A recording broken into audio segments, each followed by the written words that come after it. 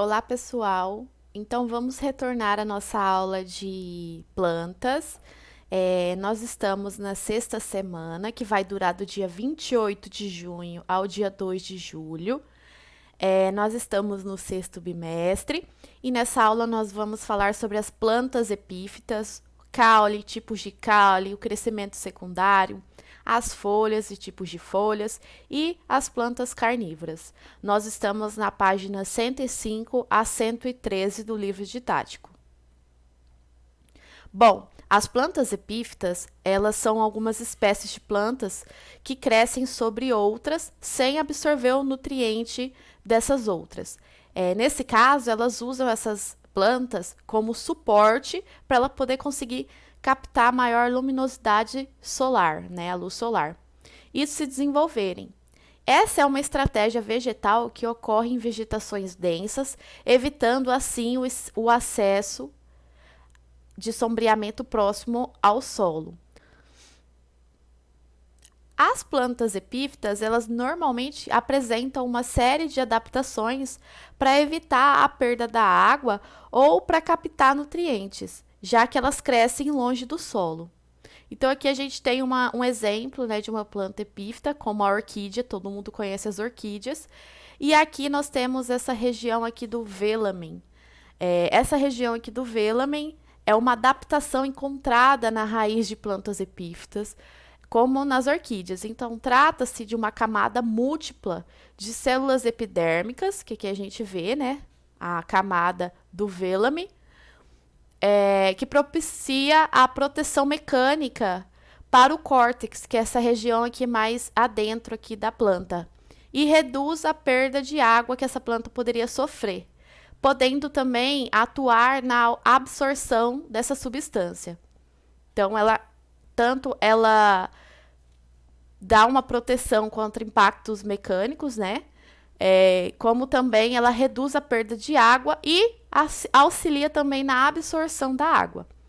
Essa camada aqui, ela pode ser fotossintetizante e normalmente ela confere uma coloração esbranquiçada às raízes, como a gente vê nessa imagem aqui e nessa imagem aqui. Outras plantas epífitas, como essa Dischidia, esse gênero Dischidia, apresentam algumas de suas folhas modificadas em recipientes ocos, similares a jarras, que servem para coletar a água da chuva. Colônias de formigas podem viver nessas jarras e aumentar o suprimento de nitrogênio para a planta. Então, isso se assemelha bastante com um mecanismo que algumas plantas carnívoras utilizam, que nós veremos mais à frente. Algumas raízes crescem para dentro dessas jarras, de onde ela mesma absorve a água ali e os íons inorgânicos.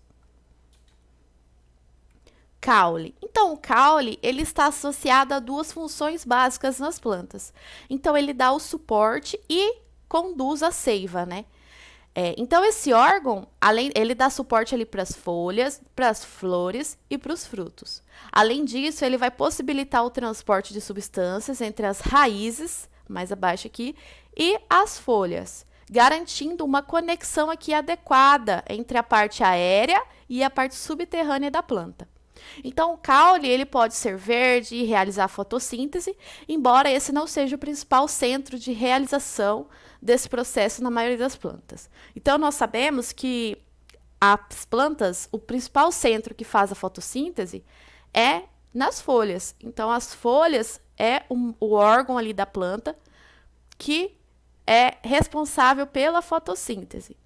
O caule, ele é o principal órgão fotossintético em plantas com determinadas adaptações, como folhas reduzidas ou ausentes, que também veremos mais à frente. Então, aqui nós temos alguns tipos de caule. Então, nós temos aqui o caule em forma de tronco, que são aéreos e eretos. Geralmente, eles são encontrados em grandes árvores. O caule em bulbo, que é aqui representado na cebola. Então, é um tipo de caule capaz de armazenar substâncias de reserva aqui. O cladódio, que são caules aéreos verdes e vão auxiliar na fotossíntese e armazenagem de água. Então, os cactos, eles utilizam, né? Eles possuem esse tipo de caule e eles realizam a fotossíntese através aqui do caule. O caule em forma de tubérculos, que são caules subterrâneos e que conseguem acumular substâncias de reserva, como a batata. Aqui nós temos o caule em forma de rizoma, que são caules também subterrâneos, e eles crescem horizontalmente, né, no solo e tendem a ter ramificações, que é o caso do gengibre. Aqui também nós temos o caule em forma de colmo, que é um caule aéreo também, e ele possui a presença de nós e entrenós, como no caso aqui do milho. Aqui nós temos o caule do tipo estipe, que é um caule longo, ereto e rígido, e raramente ele vai se ramificar folhas. E essas folhas elas ficam concentradas aqui no ápice desse caule. Já aqui nesse caule do tipo haste, é um caule ereto e aéreo, ele é frágil e ele é esverdeado, do caso aqui da trepadeira. Então, cada caule ele é composto por nós, que em alguns casos coincide com a inserção de folhas no caule. Então, aqui a gente tem um nó e esse nó aqui, a presença de uma folha. E os entrenós, que são regiões que são localizadas aqui entre um nó e outro.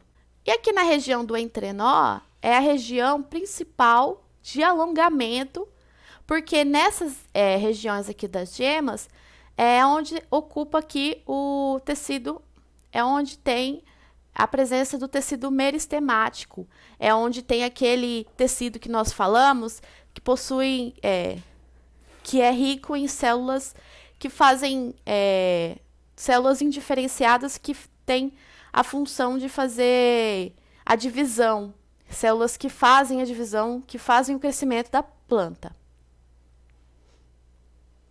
Então, nele há ainda as gemas, né, que é regiões caulinares, onde se encontram os tecidos meristemáticos, como a gente disse. A gema apical, aqui acima, localizada no ápice do caule, gera as células envolvidas no crescimento e no desenvolvimento da parte aérea dessas plantas. Já que as gemas laterais, como essa gema axilar, elas são posicionadas no encontro da folha com o caule. E elas são responsáveis pela produção dos ramos laterais e das flores. Então, o caule ele não possui a estrutura especializada como a coifa nas raízes para fazer aquela proteção da gema apical. Então, nos caules, a proteção aqui dessa gema é feita por essas folhas, dessas pequenas folhas aqui, essas folhas jovens, que se dobram aqui e ficam aqui sobre essa região aqui da gema para proteção dessa gema.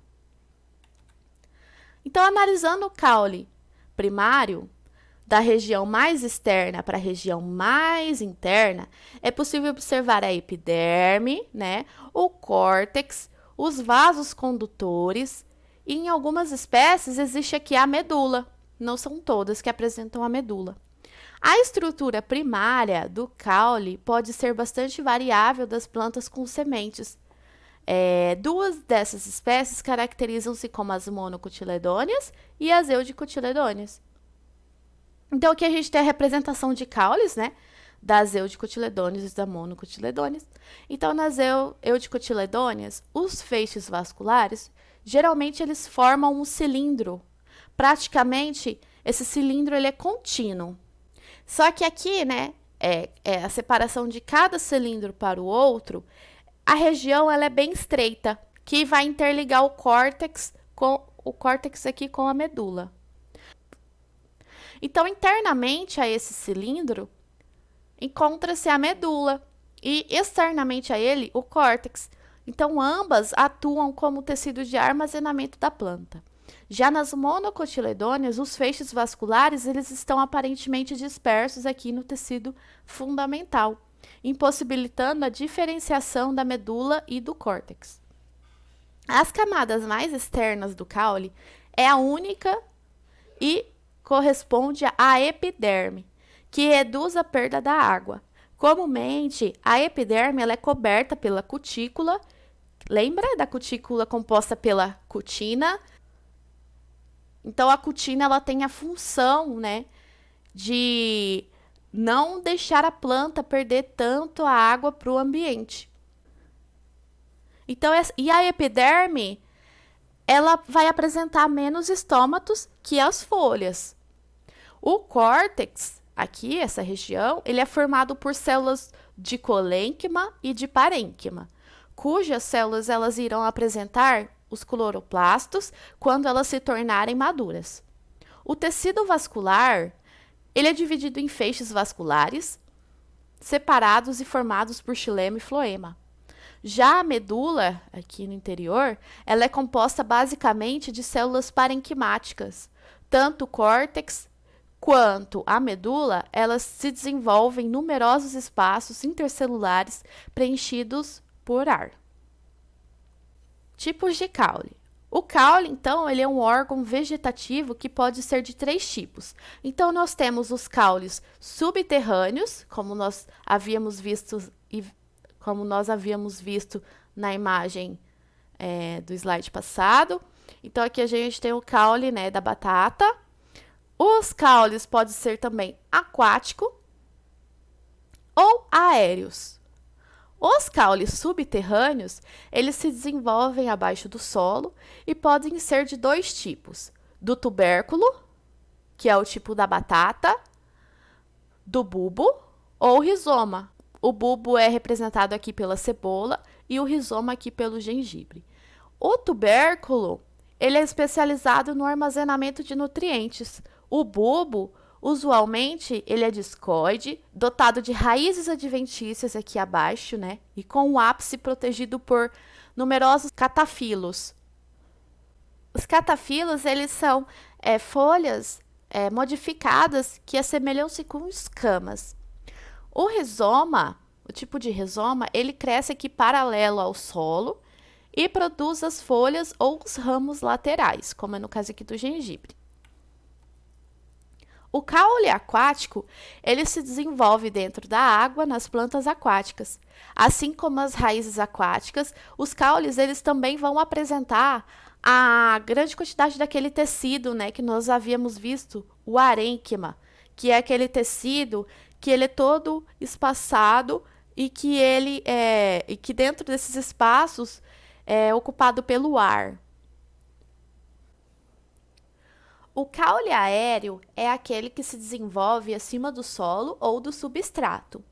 É o tipo mais variado de caule e de maior quantidade de representantes. Os caules aéreos podem ser dos tipos de rastejantes, como no caso da abobrinha, volúvel, como no caso da era, ou ereto, como no caso da maioria das árvores que nós vemos. O caule rastejante, ele cresce apoiando-se paralelamente ao solo.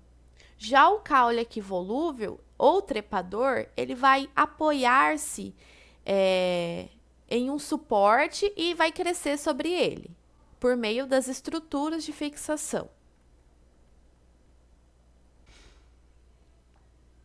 O caule ereto é aquele que sustenta o próprio corpo e geralmente ele cresce perpendicular ao solo e pode ser dos tipos de colmo, de estipe, de tronco e de haste. Então aqui a gente tem um exemplo de um caule do tipo colmo. Ele apresenta-se dividido em nós e entrenós. Ele pode ser oco, como o bambu, ou ele pode ser maciço, como a cana-de-açúcar. Então aqui a gente tem a imagem da cana-de-açúcar. Já o estipe, ele é mais ou menos cilíndrico, não ramificado lateralmente, e as suas folhas elas vão se concentram aqui no ápice do caule, no ápice caulinar. Esse caule ele é encontrado principalmente nas palmeiras. Então aqui a gente tem um exemplo de um açaizeiro. Já o caule do tipo tronco, ele é observado em plantas de grande porte, que apresentam desenvolvimento na base e ramificações no ápice, na copa. Este tipo de tronco ele é lenhoso e resistente. Então, aqui a gente tem um exemplo, uma imagem da castanheira do Brasil. Já no tronco do tipo haste, ele é pouco rígido e ele tem um pequeno calibre. E, normalmente, ele mantém-se verde, mas pode apresentar cores vivas, como aqui no caso da couve. ciclo da borracha e o extraviso vegetal na Amazônia. Então, a borracha ela é produzida a partir do látex. O látex ele é essa substância que é extraída do caule da seringueira, que é esse gênero Heve e espécie brasiliensis, que é uma espécie de árvore nativa da Amazônia. Então, o látex, pessoal, o látex é uma substância produzida pela planta, extraída no caule, que é uma substância cicatrizante. Então, a planta, a árvore, ela tem ali o seu tecido lesado, então ela extrai, ela expele aquela substância através do caule para cicatrizar aquele tecido lesado. Então, a extração de látex, ela teve início com os povos indígenas e ela é praticada até hoje como economia de subsistência por populações locais. Então, no século XIX, os avanços industriais e a fabricação de objetos como calçados e pneus aumentaram o consumo do látex, e assim, entre os anos de 1879 e 1912, foi um período que ficou conhecido como o ciclo da borracha. O Brasil ele tornou-se o maior produtor mundial de borracha natural e era produzida na Amazônia e comercializada com países da Europa e com os Estados Unidos. Além da importância econômica do ciclo da borracha, esse período também instigou a criação de reservas extravistas na Amazônia. Nesses locais, cooperativas de seringueiros passaram a dedicar-se à extração do látex de maneira sustentável, visando a manutenção da biodiversidade local e das atividades de geração de renda. Então, pelo fato, de ocorrer, de ser uma atividade econômica muito grande, principalmente para a população local, foi criado, então, essa maneira sustentável de extração do látex. Então, aqui nós temos na imagem a extração de látex do caule de uma seringueira, do projeto de assentamento extravista do Chico Mendes, em Chapuri, Acre, em 2009. Vamos falar agora sobre o crescimento secundário. Então, as plantas monocotiledôneas, elas não possuem o crescimento secundário. Palmeiras apresentam um crescimento primário volumoso, mas ele é confundido com o crescimento secundário, mas não é. Então, as estruturas de caule e raízes apresentadas anteriormente referem-se às plantas com crescimento primário. No entanto, em algumas plantas, esses órgãos eles podem apresentar crescimento secundário, aumentando a espessura da planta. Então, o crescimento primário ele é dado principalmente pelo comprimento da planta, crescimento em comprimento. E o crescimento secundário é o crescimento na espessura da planta. Então, enquanto o crescimento primário ele está relacionado aos meristemas apicais, então aqui o meristema apical aqui do caule e o meristema apical aqui da raiz, o crescimento secundário ele é resultado das atividades de meristemas laterais, que é o câmbio vascular, que vai formar o xilema e floema secundários e o câmbio da casca, que origina as células com suber. O crescimento secundário ele é observado em regiões do caule da raiz que não apresentam mais o alongamento. Mas o crescimento secundário, em algumas regiões da planta, ele não impede o crescimento primário da planta.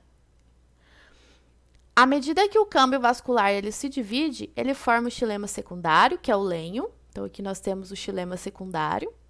Aqui no caso, nós temos a raiz e aqui no caso, o caule. Então, para o seu interior.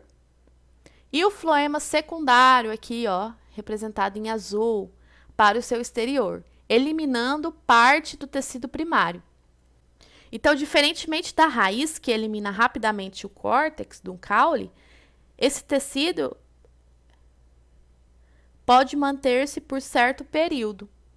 Então, paralelamente à formação dos tecidos condutores secundários, a epiderme ela é substituída pela periderme, como nós vimos. A periderme ela é do crescimento secundário. Então, que produz a feloderme para o seu interior e suber para o seu exterior. Então, aqui, representado no caule, nós temos também o floema secundário, né, em azul, e o xilema secundário. Então, aqui em amarelo, nós temos o periciclo, né, representado aqui na raiz. Esse periciclo é um tecido que tem a função de dar origem às raízes laterais e adventícias nas raízes. Já aqui na região do caule, nós não temos esse tecido.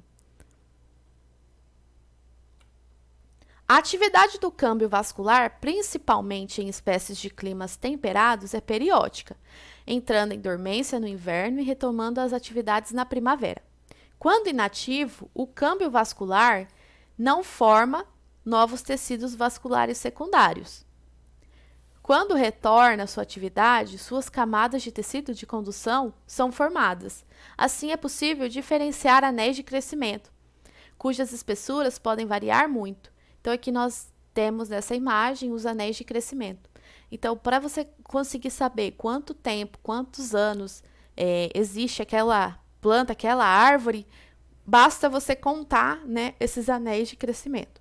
Então, geralmente, quando esses anéis eles são muito largos, significa que aquela planta estava em condições ambientais favoráveis. E quando esses anéis são muito estreitos, que as condições estavam desfavoráveis, o que pode, né, refletir as estações de um ano. Então, aqui nós temos o tronco da espécie Pinus.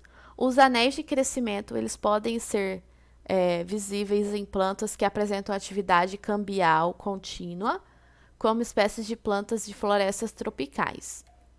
Ao longo dos processos de formações de xilema e floema secundários, somente parte deles mantém-se funcional e é composto por células vivas que participam do transporte de substâncias. A outra parte ela é composta de células geralmente mortas que perdem a funcionalidade e passam a atuar na sustentação da planta. O xilema, que é produzido em maior quantidade no caule, ele pode apresentar duas formas. A forma mais interna, que é a forma que é a estrutura mais escura e ela não é funcional, e ela é chamada de cerne. E o xilema mais externo, que ele é formado, né? Ele é mais claro e ele é funcional, e ele é chamado de alburno. O termo casca, que é essa região aqui, refere-se a todos os tecidos localizados externamente ao câmbio vascular. O câmbio vascular é essa estrutura aqui, a partir aqui dessa marcação aqui em azul. Então, aqui nós temos a representação das camadas de caule com crescimento secundário. Então, é um aumento aproximado de 14 vezes. Folhas. Então, as folhas, elas são os principais órgãos fotossintetizantes das plantas. Embora outras partes do vegetal eles possam apresentar os cloroplastos, as folhas, elas possuem anatomia adaptada para a captação da luz solar e para a realização das trocas gasosas, que é os processos fundamentais para a fotossíntese. Então, a principal importância das folhas é a formação de compostos orgânicos por meio da fotossíntese. Outro elemento importante é a transpiração, que vai ocorrer nas folhas, pois elas contribuem para o transporte da seiva no xilema. As folhas elas vão variar muito na sua forma e na sua estrutura interna. De modo geral, esses órgãos eles são formados pela lâmina foliar, ou também chamada aqui de limbo, e pelo pecíolo, que é essa estrutura aqui que vai ligar a planta ao caule. E ele será ausente quando essa folha for séssil, ou seja, quando essa folha ela estiver ligada diretamente aqui ao caule, sem precisar aqui do pecíolo. A lâmina foliar aqui, ou limbo, ele caracteriza-se por ser uma estrutura delgada e plana. E ele é sustentado e conectado ao caule pelo pecíolo, que é a extensão do caule. A estrutura do limbo ele é essencial para que a luz solar ela atinja todos os tecidos internos da folha, não apenas os mais superficiais. Na base de algumas folhas de eudicotiledôneas, podem se desenvolver apêndices foliares chamados de estípulas. Em muitas monocotiledôneas e certas eudicotiledôneas, a base das folhas é expandida em uma bainha que circunda o caule. Essa modificação foliar pode se estender por todo o comprimento do entrenó, como em algumas gramíneas. As folhas são limitadas na superfície superior e inferior pela epiderme, a qual se apresenta como uma camada de células não fotossintetizantes e cobertas pela cutícula. Essa camada ela vai ser impermeável à água e permitir as trocas gasosas na folha. A epiderme ela vai possuir os estômatos, que pode aparecer em ambos os lados da folha ou apenas um lado da folha, mais comumente na face inferior. Então, aqui nós temos, né, a bainha, mostrando aqui a bainha na folha do milho. Qual é a principal parte da folha responsável pela captação da luz solar? Então, como nós havíamos falado, a lâmina foliar ou limbo, que é a parte responsável, a principal parte responsável pela captação da luz solar. Então, em algumas folhas, além da cutina, a cutícula pode apresentar uma camada de cera, que reduz ainda mais a perda da água por esse órgão. Essa camada cerosa vai garantir um aspecto esbranquiçado ou azulado e brilhante na superfície de algumas folhas e frutos. Então, como nós conseguimos ver nessa imagem. Então, a camada de cera depositada na folha de Haworthia, do gênero Haworthia, uma planta natural de ambientes desérticos. Então, aqui nós temos a camada aqui de cera, representado aqui, e abaixo a epiderme mesófilo. Como a camada de cera é depositada na folha da planta Haworthia, que é uma suculenta, pode auxiliar na sobrevivência dessa planta no ambiente desértico. Então, aqui nós temos uma imagem dessa espécie. Bom, como nós falamos ali agora, a camada de cera ela vai reduzir ainda mais a perda de água que essa planta poderia sofrer para o ambiente. E assim, em ambiente onde a água é escassa, ela evitando essa perda da água, ela vai conseguir sobreviver por longos períodos, né? Pois a água ela é uma substância essencial no processo da fotossíntese da planta. A área delimitada pelas duas epidermes correspondem ao mesófilo, que é essa região aqui em amarelo, aqui abaixo, né? Até aqui. Então, normalmente, ou o meio da folha, que apresenta espaços airíferos. Então, a gente vê aqui representado um espaço airífero. Normalmente, o mesófilo, essa região inteira, ele é formado por duas regiões de tecidos parenquimáticos fotossintetizantes. As camadas superiores correspondem ao parênquima palissádico, aqui em amarelo, formado por células cilíndricas. Aqui tem uma célula cilíndrica. E onde está concentrada a maior quantidade de cloroplastos, aqui em verde, em verdinho, aqui, essas bolinhas verdinhas. As camadas mais inferiores, aqui abaixo, consistem em células com formas irregulares, que é chamada aqui de parênquima esponjoso ou parênquima lacunoso. Então, aqui nós temos, né, os feixes vasculares xilema e floema.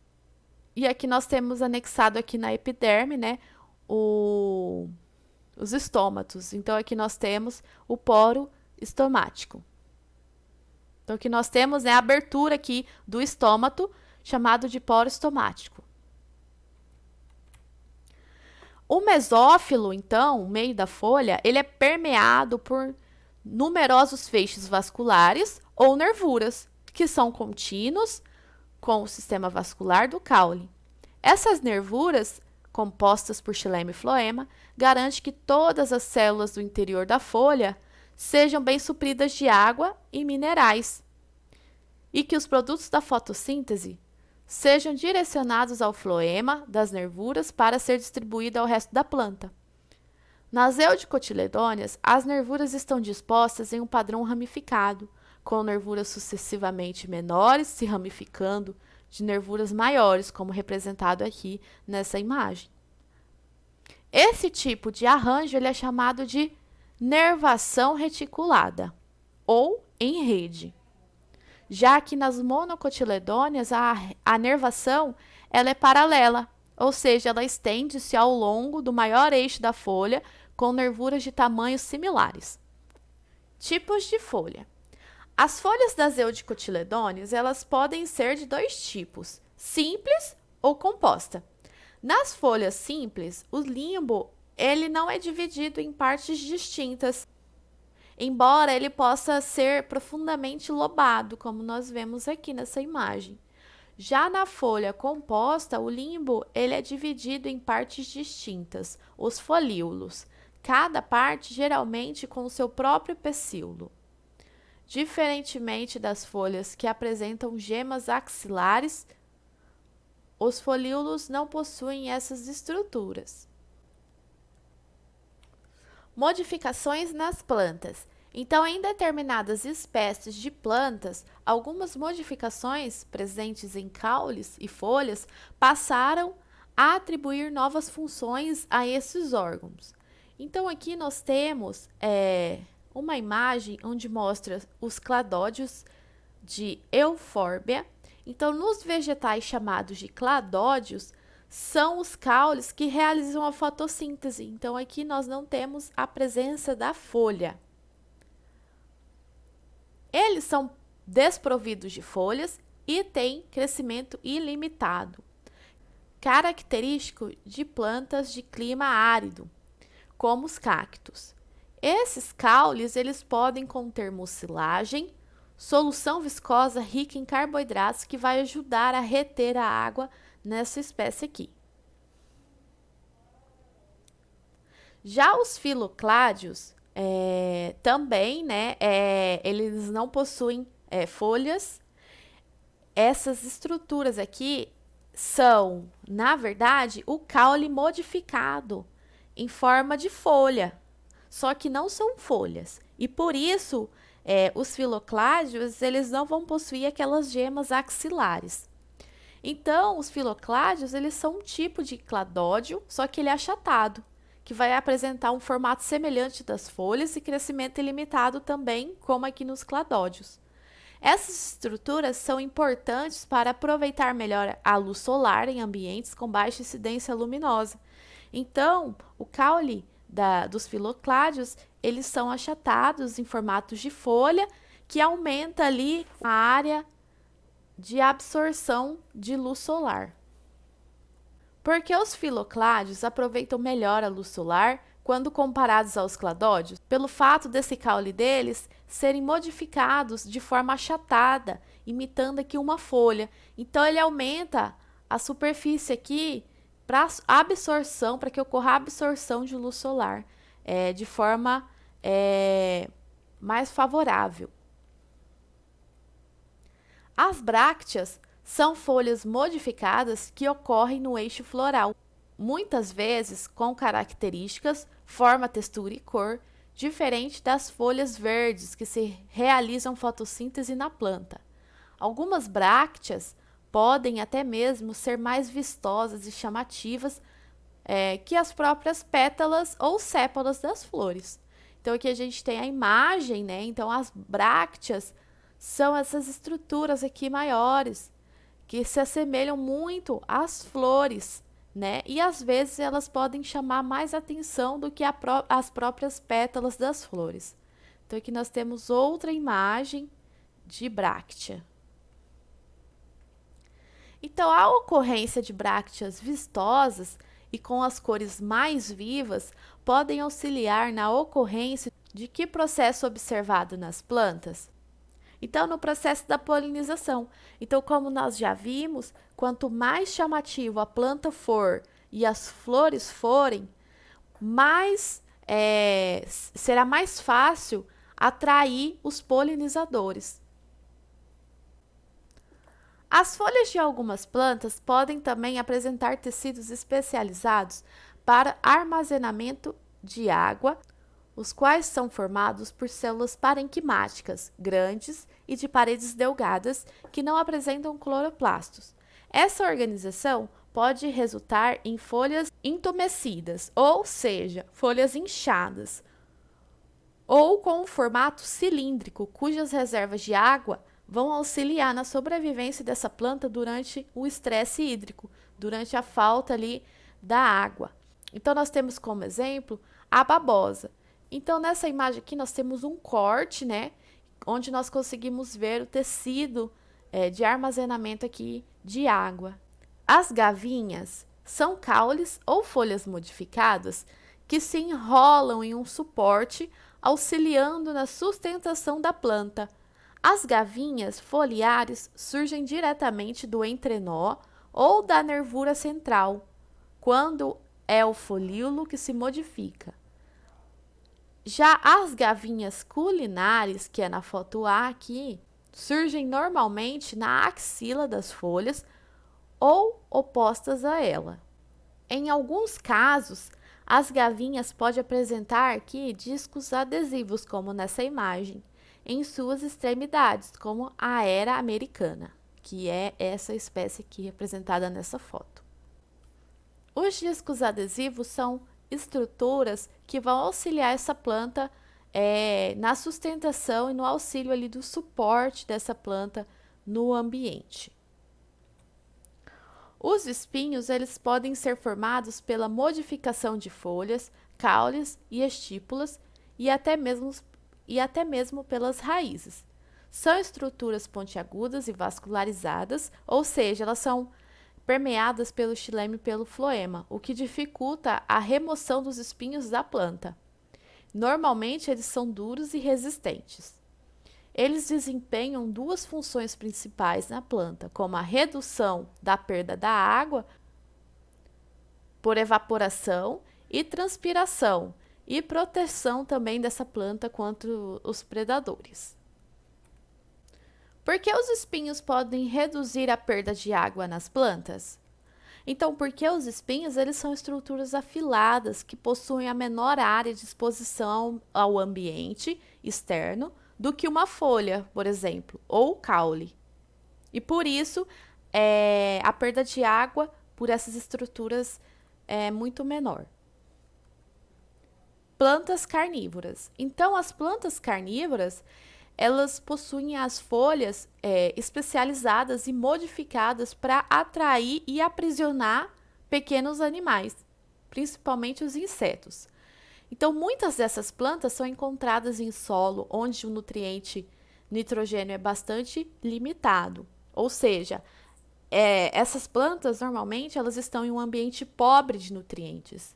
Então, para que ocorra uma alimentação adequada para a sobrevivência dessa planta, ela teve uma adaptação morfológica para que fosse possível a alimentação através de animais, de pequenos insetos.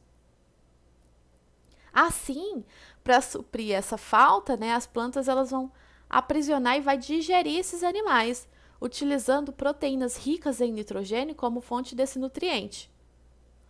Então, aqui nós temos um exemplo, né, do gênero Nepenthes. As folhas mais modificadas de plantas carnívoras são aquelas que vão apresentar as estruturas em forma de vaso ou copo. As plantas carnívoras que possuem essa morfologia, essa forma de vaso e de copo, são mais funcionais, né? Pois ela vai acumular a água da chuva aqui e vai liberar enzimas nessa água. E quando ocorrer a entrada aqui de um inseto, ela vai conseguir digerir esse inseto. Nós temos, para quem já assistiu o desenho do Pokémon, nós temos a Victreebel, que é um Pokémon que foi inspirado nessas plantas carnívoras. As folhas das plantas carnívoras, elas podem apresentar formas variadas e geralmente elas vão estar associadas às estruturas epidérmicas especializadas, que podem atuar na atração e na apreensão da presa, por exemplo. Inicialmente, o animal ele é atraído pela planta por causa dos odores, formas ou cores. Em seguida, ele é aprisionado em suas folhas modificadas e digerido por enzimas produzidas pela planta. Essa, por sua vez, absorve os compostos nitrogenados e outros compostos orgânicos e inorgânicos liberados após a digestão do animal. Elas utilizam os odores, as formas e as cores para chamar a atenção desses animais, para que elas possam capturar esses animais e se alimentar desses animais. E elas fazem isso pela liberação de enzimas. Então, aqui ao lado, nós conseguimos ver, né, diferentes morfologias que essas plantas carnívoras possuem. Bom, nós vimos nessa aula que as plantas elas utilizam diferentes mecanismos, né, e elas possuem diferentes adaptações para que ela consiga sobreviver no ambiente e se alimentar, seja da forma autotrófica, como a fotossíntese, ou heterotrófica, como se alimentando de outros animais. Então, nós vimos que as plantas, elas possuem diferentes caules, diferentes folhas, que elas possuem estruturas anexadas nos caules, estruturas anexadas nas folhas, e que as folhas, elas são o principal órgão que faz, né, a fotossíntese, porque a folha, ela é uma estrutura adaptada, ela é uma estrutura que tem grande área de absorção, grande área para absorção da luz solar e possui a maior quantidade de estômatos. E nós também vimos que as plantas carnívoras, elas se alimentam de outros organismos e elas possuem enzimas que fazem a digestão. Bom, pessoal, aqui nesse GIF mostra uma planta carnívora capturando um inseto. Essa planta ela é do gênero Drosera, para quem tiver interesse em pesquisar. É muito interessante como ela captura os insetos, os animais. Bom, vocês terão que iniciar as resoluções das atividades 10, 11 e 12 do livro didático, da página 118. Qualquer dúvida, vocês entrem em contato com o professor pela plataforma do Classroom ou pelo WhatsApp. E é isso por hoje. Eu espero que vocês tenham entendido um pouco sobre as morfologias, os tipos de caule, os tipos de folha, né? As modificações que as plantas possuem para conseguir sobreviver em ambientes diversos. E é isso, até a próxima aula.